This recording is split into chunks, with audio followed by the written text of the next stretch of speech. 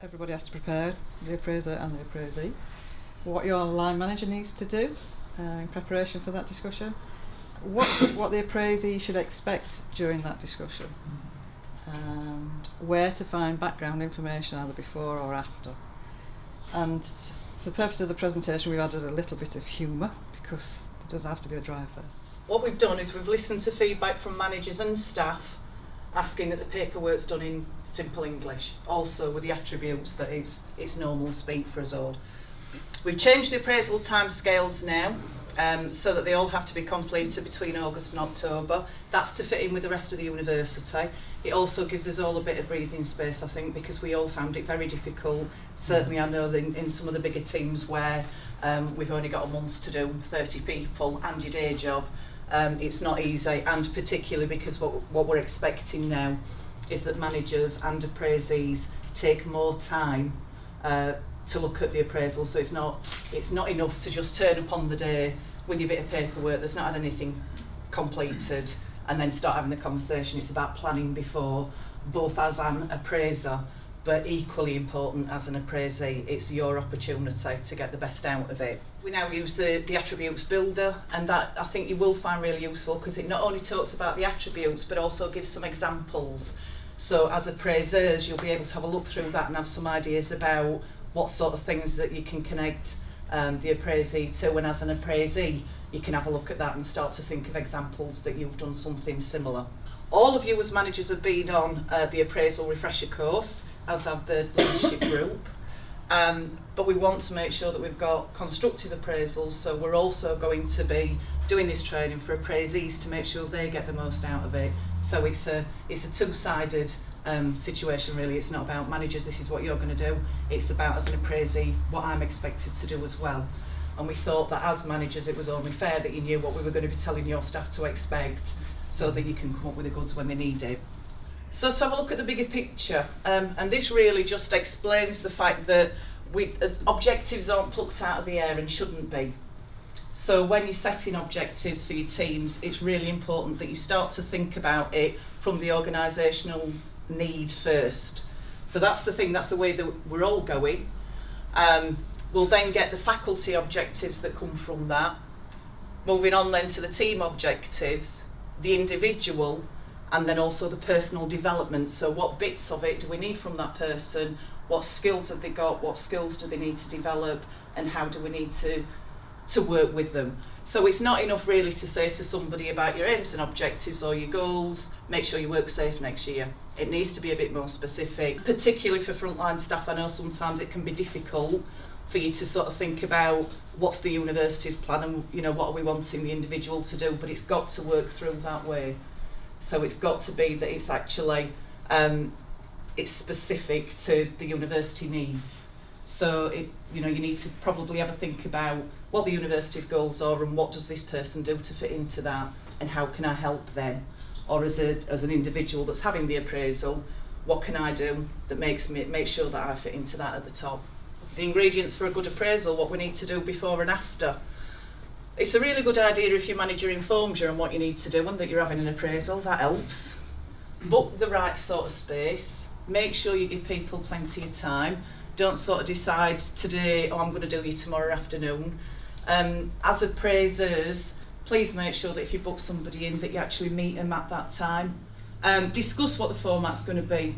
We do have specific paperwork in FD, but it's not prescriptive. If you choose to go off that a little bit, so long as you're still following the process and doing what you need to do, it's not an exercise of checking what people have written down, because no one will see that other than the two of you.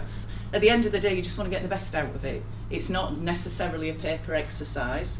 As I said, make sure it's private and in a quiet room, and give it the time it needs. If you think you're going to need an hour with somebody, book an hour. You need to make sure that you've got all the documentation, and preparation I think is key. So that's what I'm saying, going back to have a look at the paperwork in advance. It has changed this year. So before you're having your appraisal, have a look at what sort of things that it's going to look like. Have a look at the attributes builder, so that as an appraisee you understand what's expected and what attributes and what sort of things you're going to be asked about. And also make sure that where you can, I know it's being refreshed at the moment, but that you've an understanding of what the university's objectives are so that you know where you fit into that picture. Make sure that you get the feedback you need. So you're going to be asked questions as an appraisee about what have you done that cover these attributes that you should be doing. So make sure that you've got those answers ready. Don't just do it on the hoof. Have a think about that before you go in. Think about your objectives from last year, you know, that dusty thing that you've got somewhere, blow the dust off well in advance, have a look at it, see what things you did, what you didn't, the reasons why. The goals are agreed goals, they're not foisted on you, so it's about having that conversation, but preparing yourself before that conversation to make sure you've got a good understanding of what it is that you think you're going to be needing to do. Plan your objectives and discuss your priorities in advance of your meeting. You don't have to wait till, you know, there's no surprise what we do and what sort of way we're moving. We've all got a pretty good idea of where we're going, so have a thought in your head before you go into your appraisal. During the appraisal, keep it evidence-based as a manager and as an individual. You know, this isn't a performance review, it's an appraisal. So it's based on fact, it's based on university need. Recognise achievements. So at the very beginning of the paperwork, you'll notice that it talks about absence. So make sure you know what absence somebody's had, and if they've done really well, tell them they've done really well. And if there are some issues, you will have been dealing with that anyway, but you can mention that as you're going through. Make sure that you gain agreement on what the expectations are and that you understand it. So when your line manager's saying, you know, the things that they want, make sure you understand what it is that's expected of you when you walk out of that meeting.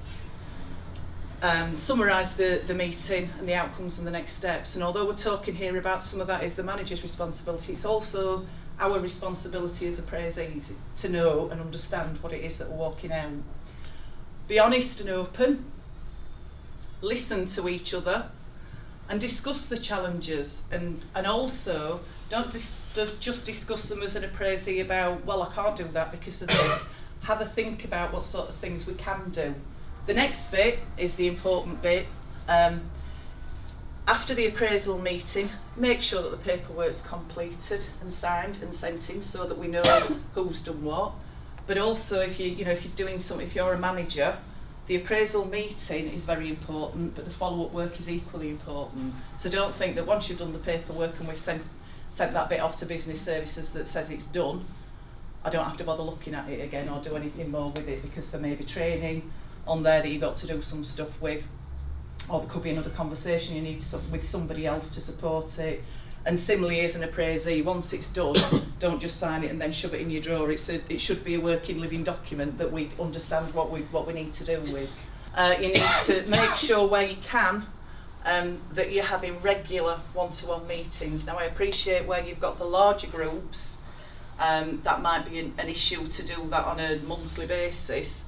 But where you feel that you've got members of the team that maybe aren't achieving what they need to, or you've got some issues, then maybe you want to have meetings with them. So the objective should be a living, breathing thing, opposed to something that we talk about in August, September, and then 6 months later we have another look and go, oh God, we haven't done it yet, have we? And then 12 months later we think of all the reasons why we couldn't get around to doing it. That's, you know, not any use to anybody or in anybody's development. You deserve for your appraisal to have it in a quiet room, enough time and enough preparation. But as managers, the expectation is that that's what you're doing for your teams as well. So I know sometimes it's difficult in space, and sometimes but you know, where we've got offices that we share with various other people, they're not going to be the right place to do it. So don't think, well, nobody will be in at 7:30, so we'll do it in here, because you can bet your bottom dollar 25 to 8, 6 people are walking. It's sod's law. So make sure that you plan it properly and it's got the respect it deserves. And finally, the important thing is to do what you say you're going to do. It's as simple as that, really. It's important, I think, that the questions are around the more open questions. So it's not a yes and no answer. It's about it being more thought-provoking. So as managers, that's what you need to be doing, really. A good year, yeah. Have you had everything you needed from me? Yeah. Well, I'll see you again in 6 months, yeah. Lovely, signed here out.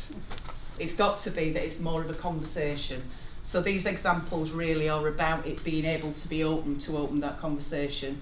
You'll know the people that you work with, you'll know who will, what questions will suit who, and it's really, you know, just it's important that you think about it from that respect. It's that individual's appraisal, so treat them as an individual as you're going through, and similarly for yourselves, you're an individual and you deserve that individual respect. Effective feedback. It's specific and respectful. You can have a difficult conversation without not using respect for somebody. It has description of the situation or task, so it's not vague. There shouldn't be any surprises at all, but it's really important that it's your appraisal, so you need to own it. And just to show you the best way of doing an appraisal. Today I'm doing our staff appraisals, and some people can get a little bit nervous about that because they think they're, you know, walking the long mile to put their head on the block, which is wrong. They fill out a form in advance, and they don't only sort of list their strengths and weaknesses, but also mine as a boss, you know, so it's a chance for them to tell me where we're going wrong, and we can, you know, it's very much an opportunity to separate the wheat from the chaff. Well, no, that sounds bad. It's, you know, it's not a witch hunt. We're not trying to find out who the worst people are. Well, we know who they are already. Well, no. I've written them on my form. You shouldn't have written on your form. Look, I've underlined the worst ones. Well, you're missing the point. Yeah. Pleased with you. Thank you. Very proud. New leaf, etc. Trust, encouragement, reward, loyalty, satisfaction. That's what I'm, you know, probably wondering why I am so generous with encouragement. Trust people and they will be true to you. Treat them greatly and they will show themselves to be great. That's... So, happier now? No looking back? Well, I am still eventually going to go back to uni and do a psychology degree, but yeah. No point. Sure, 18, 19, go university, get out of your system. You know, waste time mucking around, getting drunk, getting up at midday. Having casual sex. Casual sex, you know, but we're in our 30s now. Well, I'm only just 30. Are you must... 39? No, both in our 30s, is the fact. Yeah? And who's to say, you know, you keep your head down, in a few years' time, you could be in the hot seat. Like me. So when I'm nearly 40? Well, we're both in our 30s at the moment, is what I'm, you know, just chewing the fat, you know, but...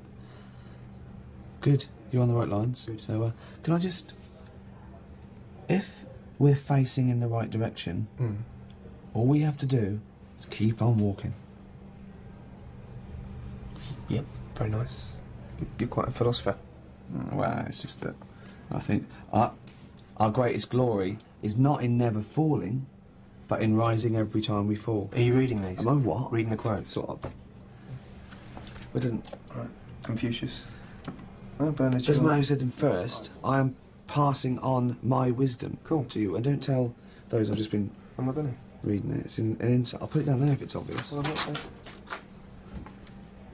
That's how I'm planning on doing mine. Has anybody ever used the GROW model before? Yeah, when you've had meetings with people? No. It's used quite a lot. You'd use it in coaching, in mentoring, and it's a way of structuring the meeting so that you can have a conversation around what you need to do and how you need to get to where you're going. So the GB stands for goals, or what do you want to achieve. So this is about when you start asking conversations with people about where is it we need to be, what are the things. So this is where you'd be looking at the very specific stuff that we talked about at the very, or rather I talked about at the very beginning, where we were talking about the university goals and the team goals. This is what we're looking at. What are the goals that we've got to do? Where do we need to be in the next 12 months? So there's some list, and I'm not going to read them to you because you can all read for yourselves, but there's a list there of some sorts of questions you could use to eke that out, but also some sort of things as an appraisee you should be having to think about that you might want to talk to with your line manager when you're talking about the goals. The next bit is the reality. Where are we? Is it achievable? Because it's great having these fantastic goals. My goal is to win the lottery. The reality of that is that if I don't put my money on the ticket, I'm not going to win at all. And the likelihood is, even though I do put my money on the ticket, it's pretty slim. But it's still a possibility that I could be laying on a beach this time next year, sunning myself with £1 million.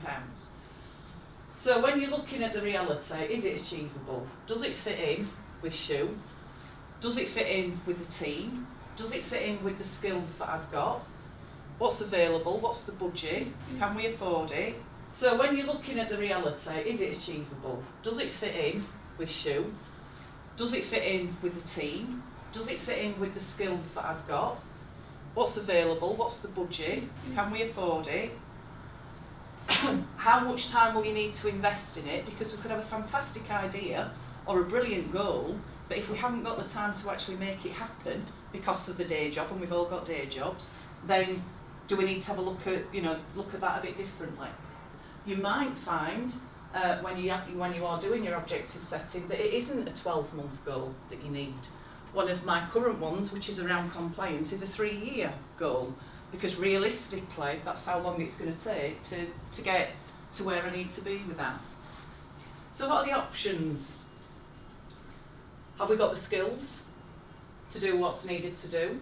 Is there any training or development that we need? Who could we talk to about the options and the possibilities? Could we talk to other universities? So it's talking to other people in industry, and what do they do? Where might you go next? And what can you do with your current role? And then the last one, the way forward.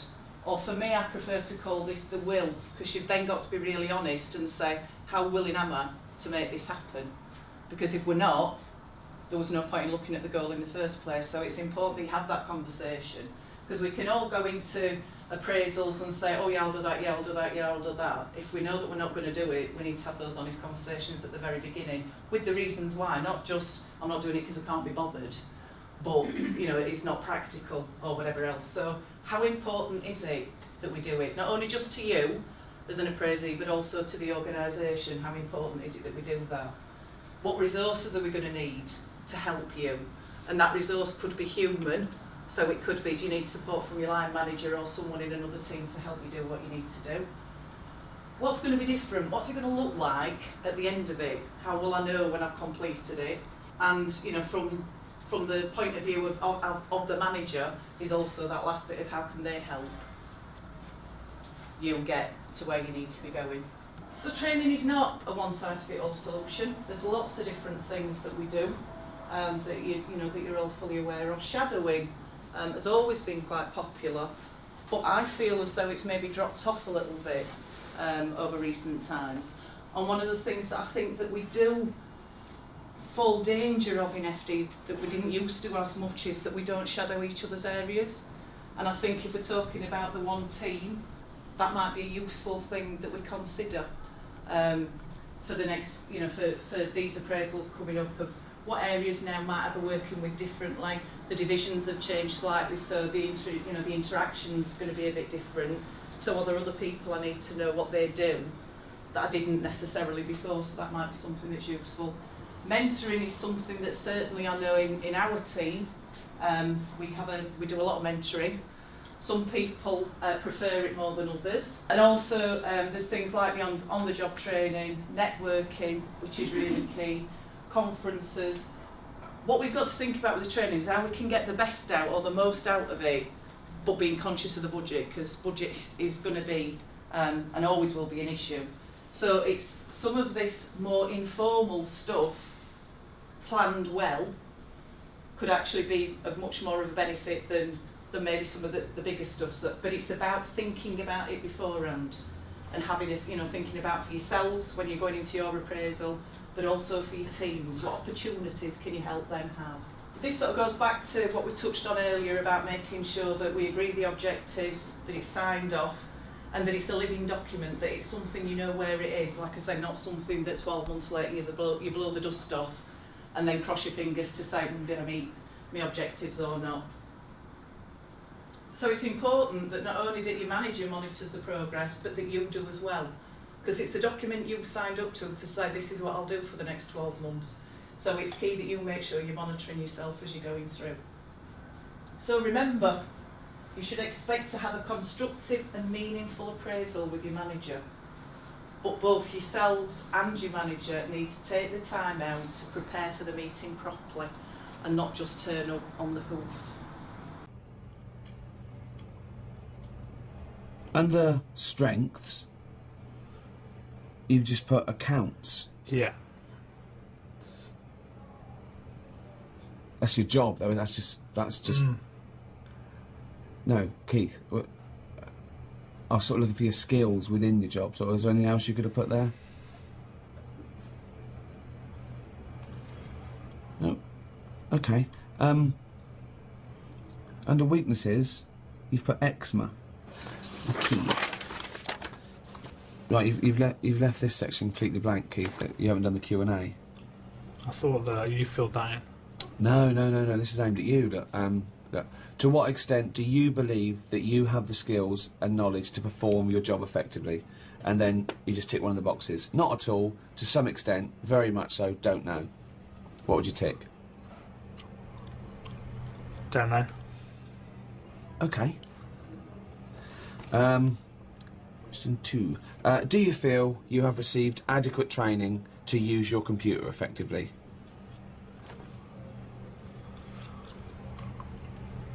What are the options? Same as they're always the same. Always the same. Not at all. To some extent. Very much so. Don't know. Don't know. Don't know again. Okay.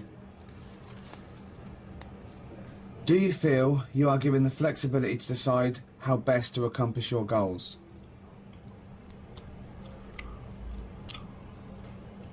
Do you want the options again? Yeah. Not at all. To some extent, always the same. Very much so. Don't know. If don't know wasn't there, what would you put?